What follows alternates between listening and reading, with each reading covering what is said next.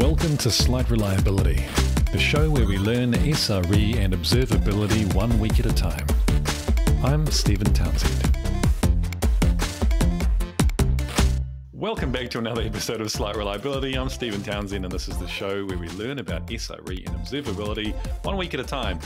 Today, I am joined by Jamie Allen and by Adam Kinniburgh. Jamie is the Chief Technologist of AWS and SRE at EPAM Systems, a 60,000-person S&P 500 global systems services firm.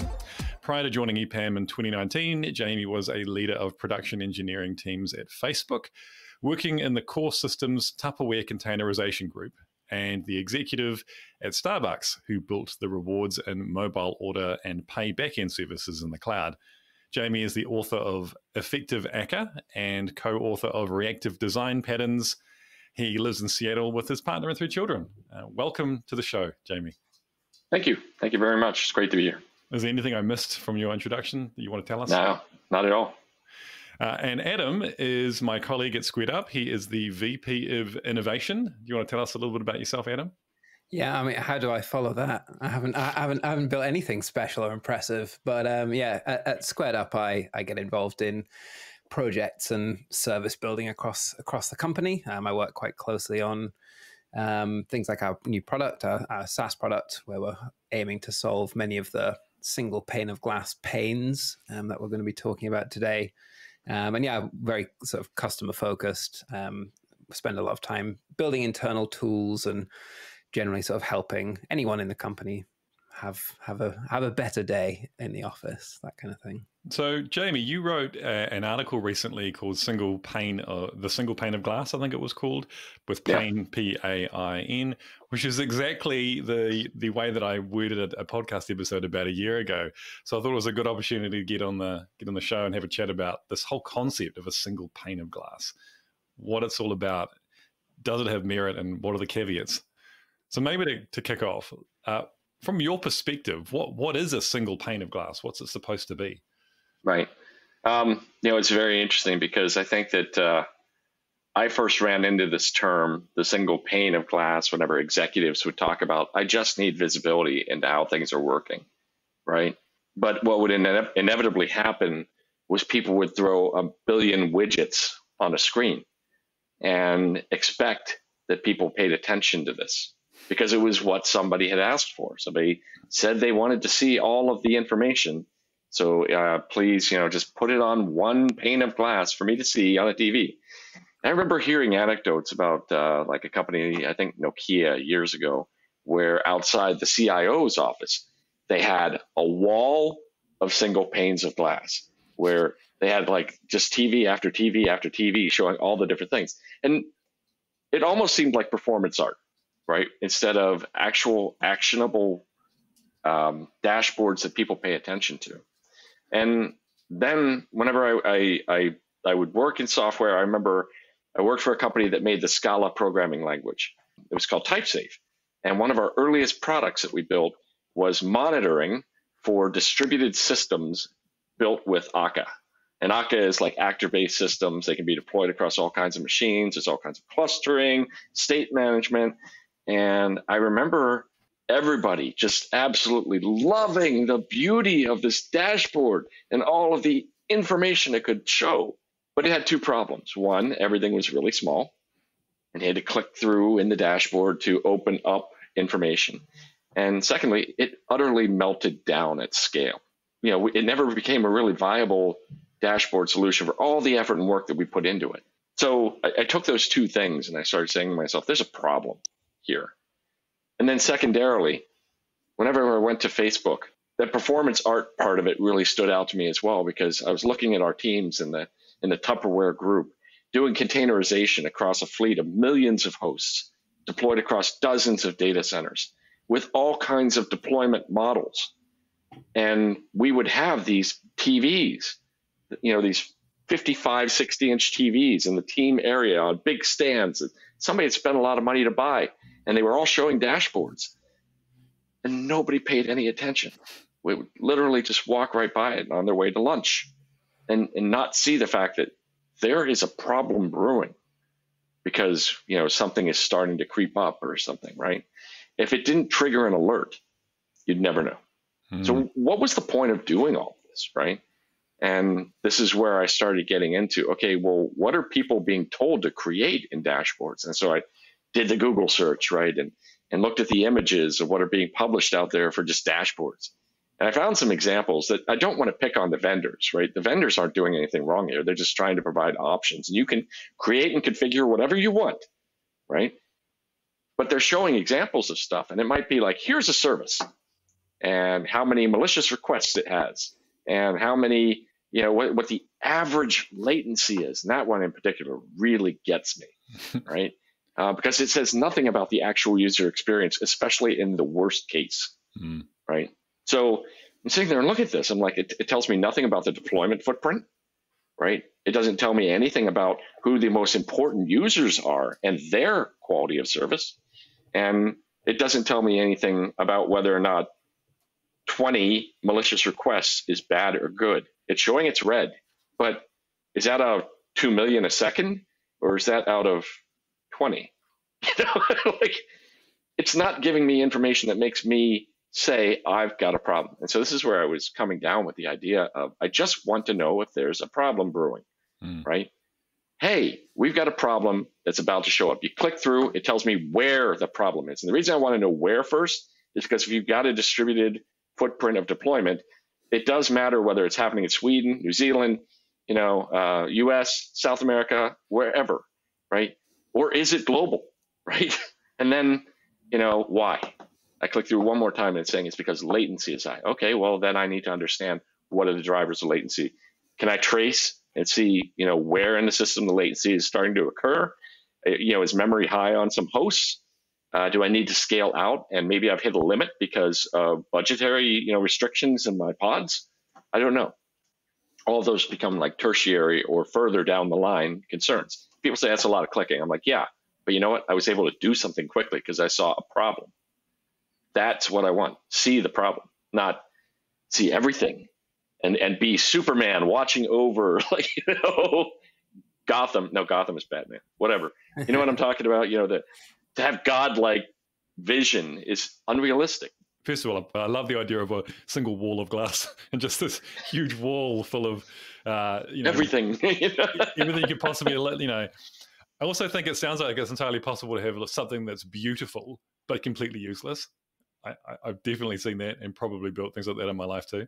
Okay, so in the context of a situation where you might have millions of nodes or containers or whatever it is, and this huge scale going on, is the idea of a single pane of glass still useful? Or are you saying it is useful provided that you do the work so that it's giving you that single, is there a problem or not, and making sure that you can click through to get the next step, which says here and here's the sort of area to look at? Is that the model that you sort of think works? That's a model that I'm working with a couple of customers on right now. So we're validating this approach, working with a retailer like in Canada. We've rolled it out. It's in production. It's not hooked up to all of their operational alerting and stuff like that just yet. But as far as like the dashboards themselves, they're so far saying they're pretty happy with it. And when we're building this with New Relic, because that happens to be the APM tool that they purchased as their vendor. And what we found is we can use templates within New Relic to not only create a single pane of glass view for engineers, but also one for product owners, one for executive stakeholders. So they're seeing the same data or the same representation in a different way, right? So we've seen value from that so far. I don't want to sit there and say it's been a roaring success because I want the client to validate that before we, say this is the way everybody should do things or something. But to take the question a step further, I don't know that it's enough because it's not just the footprint. It's also that, remember how I mentioned the tenancy model? This was an area actually within one of the teams I was working with at Facebook that we didn't have a really good grasp of. And to give you a sense of what this was, imagine you built a service in an infrastructure capacity in order to manage all the data shards for every team. And by that, I mean, you've got block storage over here, you've got blocks of data here, there, across a group of hosts that you have entitlements to, say your WhatsApp or Messenger or Instagram, they have 600,000 hosts right here, something like that, right? And every one of those hosts has blocks of storage on disk. Now, we're going to shuffle those because hosts need to be maintained, right? Or there could be an outage, so you have replicas all over the place. And we're telling them where across their fleet each one of these blocks of data is located so that they can retrieve them, right? Now, somebody comes along and says, you know what, I'm going to design a completely new database. And this did happen, right? And we're going to take that shard management tool and we're going to use it for the database as well. But it has completely different SLA requirements from, an average user. Mind you, the social graph wasn't using the shard management tool. We were doing this for the majority of services out there that don't want to build their own solution. But somebody grabbed the shard management tool, bolted it into the database for their service, and now 75% of our deployment footprint is servicing that one user. And whenever, a primary replica is going to be, is going down for whatever reason, maybe it has an incident or something like that, and you have to promote a secondary, we were based on Zookeeper. And Zookeeper would, the team providing Zookeeper services to us would tell us that we can give you replica promotion within 60 seconds. And that was our SLA from them. The database team is saying to us, we need that in milliseconds. And we're like, I can't do that. I can't give you an SLA that's better than what I'm given by my critical dependency. So if you need to do that, you need a new solution. But that tenancy model, do you know what your tier 1 is, the most critical users? Do you have an idea of the tier 2, who the long tail are, who could be running multi-tenant, right? And do you have an idea who tier 3 is, what happens if they go down? Probably not much. Maybe it's an ML job. I mean, it hurts analytics, but does that crush your business? Hopefully not. There was something we were talking about in the emailing discussion that I wasn't quite clear on. So yeah, I understand that you have a service and there are different customers of that service who have different needs.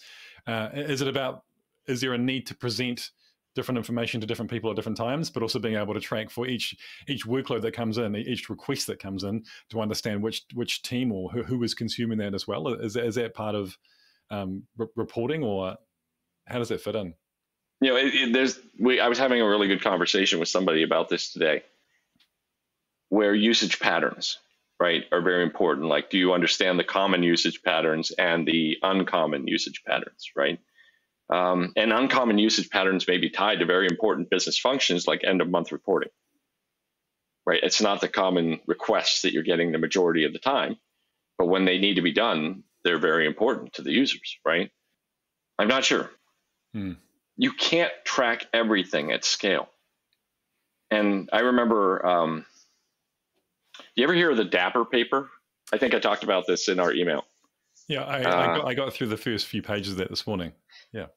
Yeah, and there was like section 4.5, because I also looked at it when I was like, I got to pull this back up and remember it, which is about that sort of like sampling mechanism and the way it's done.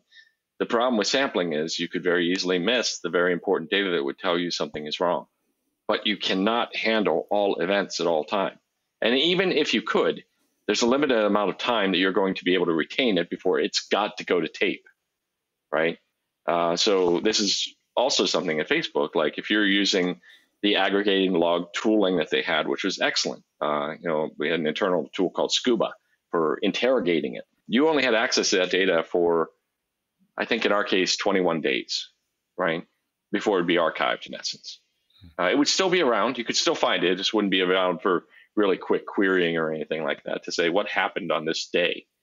And that always became a function of, if we became really busy and we were outputting more logs, then 21 days was going to start coming down to like 8, because we were just overwhelming the system and our right to use it. You see that in tools like Splunk with the cost you're going to pay for the sheer amount of junk you're putting in there, right? So is it worthwhile logging everything? It depends on how important something is to you. And I think this is one of the biggest things that as SRE we don't do, and that is understanding what the critical business streams are that we have to support. I don't care that the service is up. I don't care that your service is up when I can't say Starbucks, pay for a coffee, or I can't accrue my stars for having bought a coffee. Right? As a customer, those are the experiences that would matter to me. Not, hey, the customer service is up and running. Nobody cares that service is up if they can't do these things. So if we don't focus on the end-to-end transactional experience of those core customer experiences we're trying to drive, then what are we doing? I think that's a key part of the sort of single pane of glass story as well. Like you were saying, Stephen, it's the right data for the right people at the right time. If you're the person looking after the database, your single pane of glass is probably quite in depth. It could still just be health roll up, right? It could still just be red and green boxes, and you're looking for the reds to drill into to find out more. But when you're the chief technology officer or VP of marketing, that kind of thing, the metrics that drive your single pane of glass colored blocks, your simple single pane of glass dashboard, they're often very different. I think customer perspective is a huge part of that. I know you talk about that a lot, Stephen, as being sort of a critical thing to consider in any good monitoring strategy. It's not necessarily just about the metrics, the logs, the traces. It's the customer impact, the customer experience. It's different data for different people. And just sort of citing the example you gave there, Jamie, I remember buying a coffee once and not being able to collect my stars, and I was furious about it. So having that experience, I can fully understand as a customer, like the priority is very different. And it was quite easy, I was obviously well informed that there was a problem, that kind of thing, by the person working the checkout. But as a consumer of a SaaS product, you kind of want to be able to go to a status page that's meaningful to you as the customer. It's not necessarily going to be the same status page the engineering team look at. So the single pane of glass is never a singular pane of glass. It's a single pane of glass for the right audience at the right time. I heard a lot recently. I'm getting the impression that the single pane of glass, or even dashboards in general, are quite an easy concept to sell to sort of executive and leaders, because they have a lot of stuff that they need to keep on top of. Is this whole world that I look after going okay?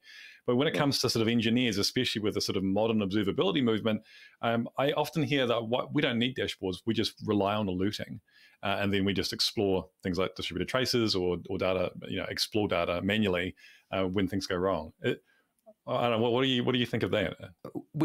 Certainly our story at SquaredUp is very much that it's kind of one and the same almost. Your simple dashboard of big boxes that just tell you whether something's good or not is just a visual representation of the state of your alert monitoring right now. If everything's green, you're not being sent alerts, right? As soon as something goes red, you get sent an alert. And fundamentally, that's why you get sent an alert, because you've defined some concept of health. And when it's no longer healthy, when some threshold is passed, something tells you.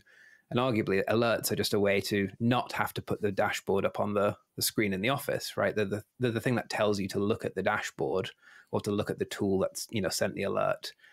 But equally, people like having dashboards on wall screens. People like having the big thing. And I think it is performance art, like you were saying, Jamie. People want to be shown, like, look how good our team's doing today. Everything's green.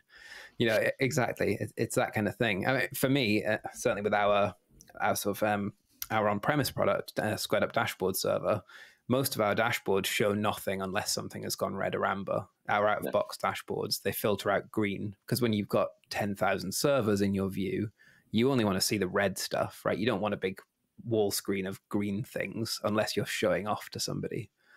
So yeah, I think alerting and the single pane of glass are kind of very closely tied together. For me, it's the the single pane of glass is all about aggregate health state. It's the roll-up summary. It's the metrics rolled up into some meaningful, simple boxes, and it's the change in those boxes that fundamentally are alerting. And I mean, that applies at any level of the business. Jeff Bezos sitting in the CEO office for Amazon, one big green box that says Amazon on it, and it's green. That's great, right? If something goes red, he can drill into it and see which business area, but he's probably not drilling further than that. That's somebody else to go further. Yeah, I think there's another aspect to it as well, in that a lot of those SPOGs, right, single pane of glass that I've seen, they're very location based, right? Somebody will say, I have a data center in Omaha, another data center in Virginia or something like that. And, they'll have a screen for each. And that is the reality for a lot of businesses still running legacy software.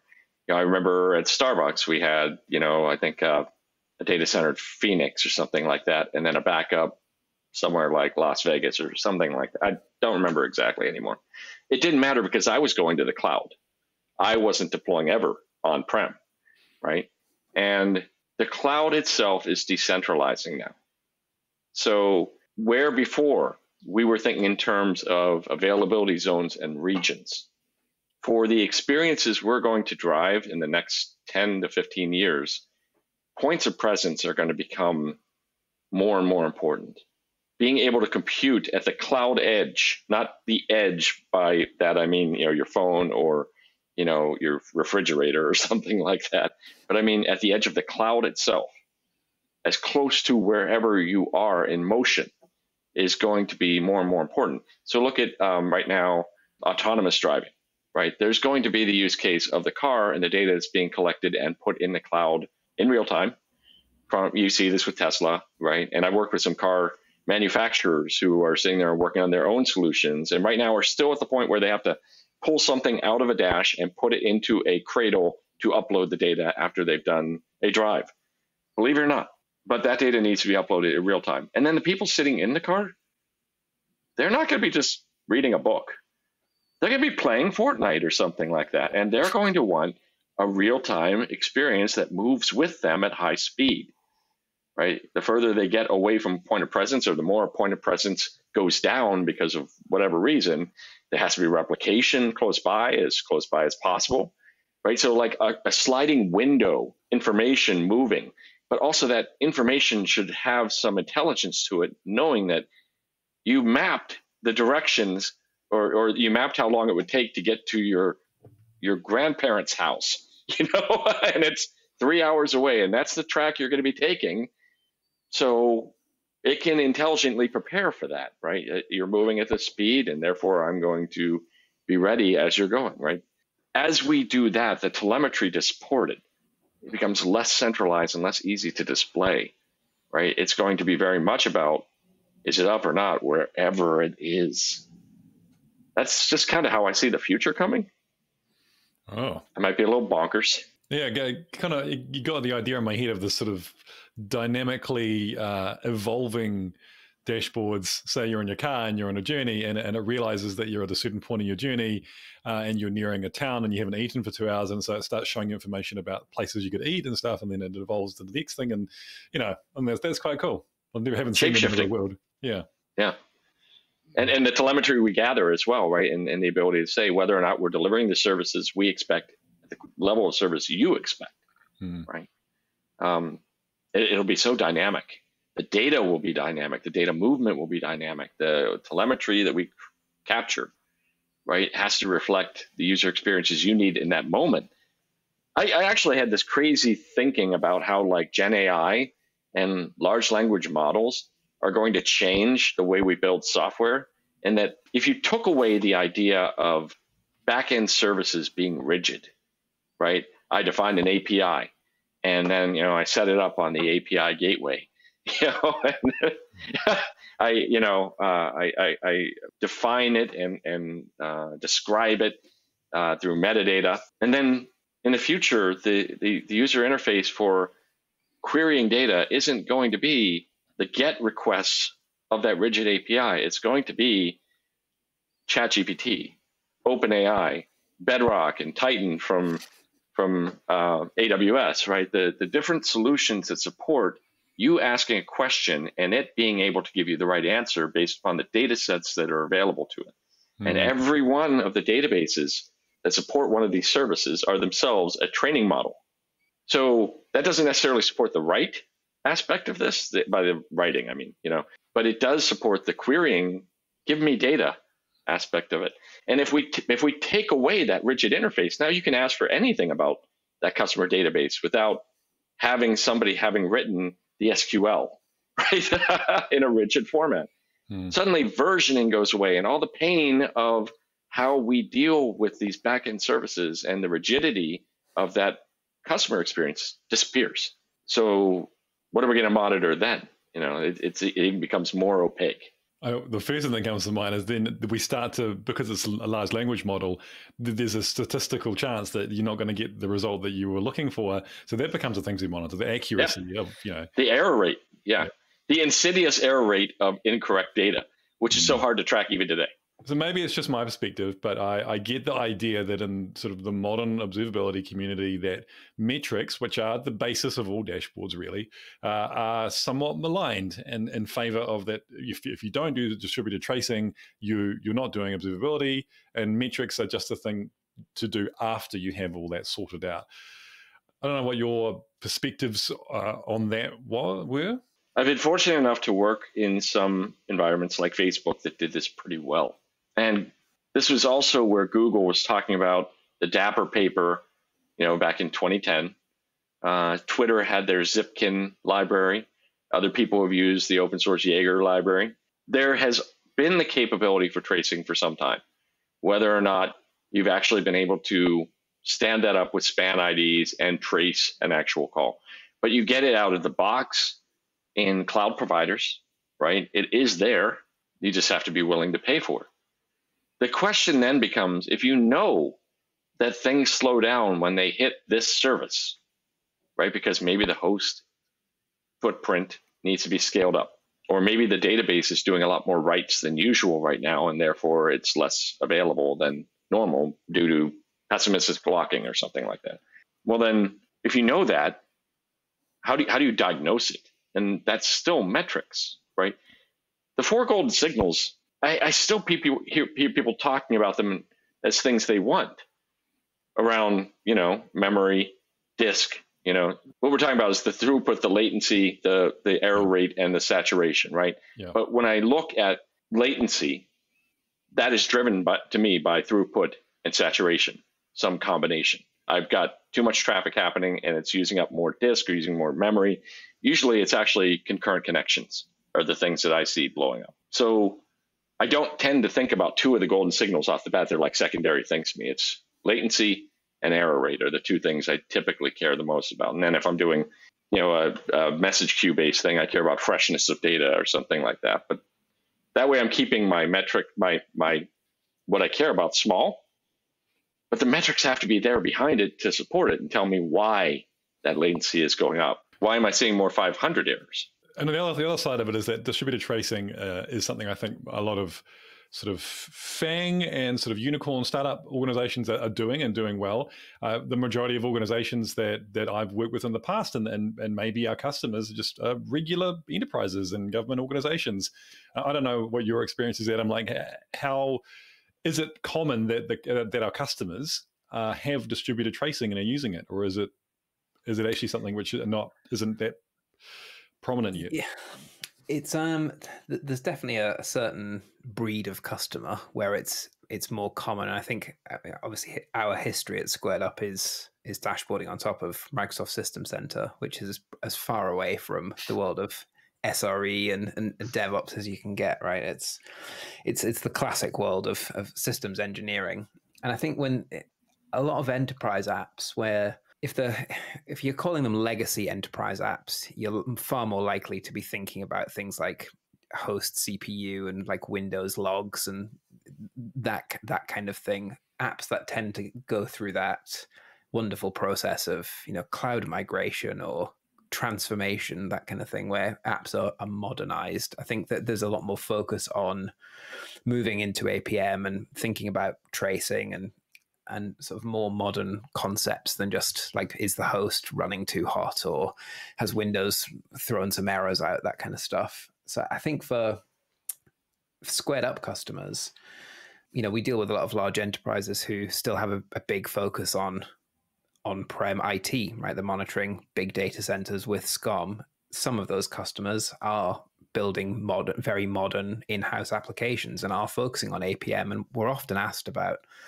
when are we building an integration into, tool A or tool B, or how can I get this data into my SquaredUp dashboards? Because people do want the added context as they modernize their applications. Not everybody's there. Adam, can I ask a question about that though? Sure. What about with hypervisors? Like if they're running VMware or something like that, yeah, does it get harder for them?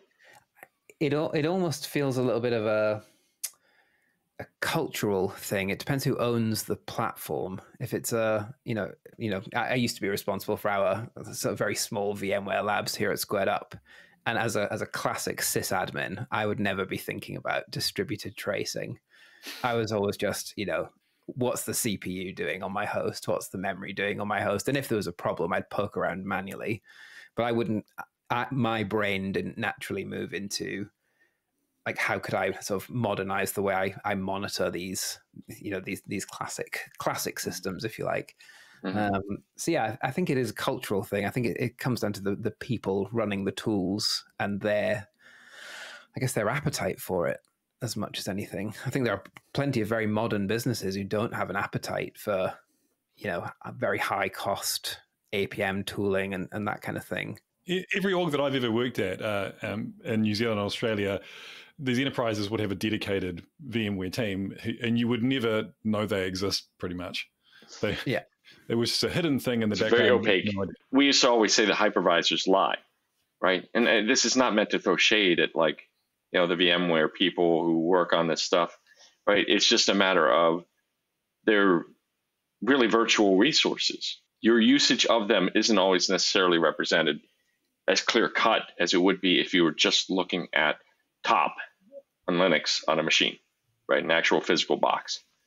So I don't know. It's kind of fascinating to me because everything's hypervised these days. Everything's virtual. It's not like you're using a whole host when you go into EC2 most of the time, It's the same thing with containers as well. When people look at percentage CPU usage on a container, like what does that mean? What is it telling you? Yeah. It doesn't tell you about the noisy neighbors around you, right? So it's fascinating space.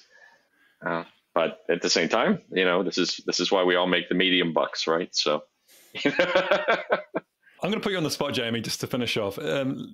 My question is, coming from sort of big, sort of forward-thinking organizations, what do you think that sort of traditional enterprises around the world could learn from those really big organizations? Google defines site reliability engineering as a practice, as a way of trying to build better systems. And Facebook bought into it. All the tech cool companies did. That trickle-down effect is really hitting the enterprise today. The one thing I think they can learn from it and maybe even make it better is very few people have thought about how to enterprise SRE, how to do governance around SRE, and how to make SRE a cohesive function across an organization instead of teams doing SRE functions, right? The problem with a lot of the tech companies is they do bottoms up. And by bottoms up, the engineers define the work and, they're measured on the impact they deliver every 6 months or whatever, right? And they really have to demonstrate that they've moved the needle somehow. But in the enterprise, there's a lot more organizational thought. It isn't move fast and break things or something like that. That's not the mantra. If a company that is providing, if it was Starbucks did move fast and break things, nobody would be happy, about the experiences they're getting, buying coffee and accruing stars and stuff like that. There is there's great things to learn about site reliability engineering and how to measure success. But the benefit is the enterprise has already thought about digital experiences, the steel threads of customer experiences they want to drive, right? And that's where they can lean in and make it better through these practices. Don't show the services up, show that the customer experience is being driven better. That's what I think. So it's like they can learn something from these things from the big tech companies, but they can make it better in ways that the big companies just don't have the DNA to do. I really like that. What an awesome way to finish. Thank you so much, Jamie and Anna, for coming on the show. Yeah. One of my favorite chats I've ever had, honestly. What a great conversation. Oh, thanks. That's all from another episode of Site Reliability. Hope you all have a wonderful week, and I'll see you all next time.